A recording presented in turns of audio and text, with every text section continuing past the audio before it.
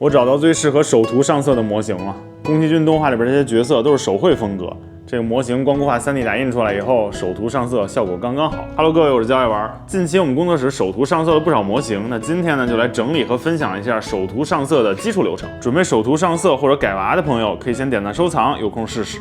这是前期要准备的物料，比较琐碎，我就直接列张清单，大家可以直接对应去搜品类名就行。打印出来的模型不能直接喷涂，要先用从粗到细的砂纸把支撑的痕迹打磨平整，再给模型喷个补土，这样细纹就能被填上，也能更清晰的看到较大的缺陷。继续打磨，直至平整无瑕疵，再喷补土晾干。喷完补土的模型也有利于后期的笔涂上色，颜料不容易滑落。下面开始正式的涂装，根据这次想做幽灵公主模型，选择合适的水性漆颜色进行底色涂装，不要涂太厚，不然干了容易皲裂。可以少量多次使用宽笔进行涂抹，过程里注意避免涂出界，可以找一个着力点防止手抖。这里有个小技巧，就是第一遍上色干燥后，以井字格线路再上一次色，重复多次，这样能尽可能减少笔触，均匀底色。在画一些小细节的时候，可以使用细笔先定点勾勒，比如在涂五官的时候就用000号的细笔进行刻画，使涂装更加细致。当然眼部如果想更精准，可以使用水贴，直接贴在模型上。在所有涂装完成后，要使用保护漆进行喷涂，保护涂装不容易磨损和褪色。这一步可以根据模型特点选择消光、亮光或者半光的保护漆。动漫画风一般喷消光保护漆会更有质感。将涂装完成的模型放在阴凉通风处干燥，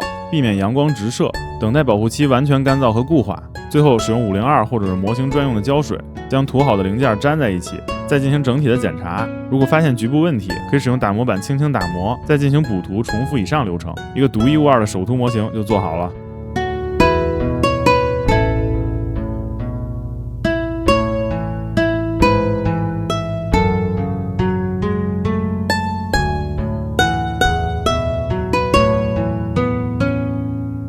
今天分享的是涂装基础流程，涂装的方式多种多样，具体还要根据模型来调整技法和工具。如果你觉得这期内容对你想尝试的涂装有一点点的帮助，也希望能够点赞投币支持一波，这将是我更新的最大动力。那也希望大家能够把自己涂装的模型发在评论区，咱们一起欣赏交流。那下期见。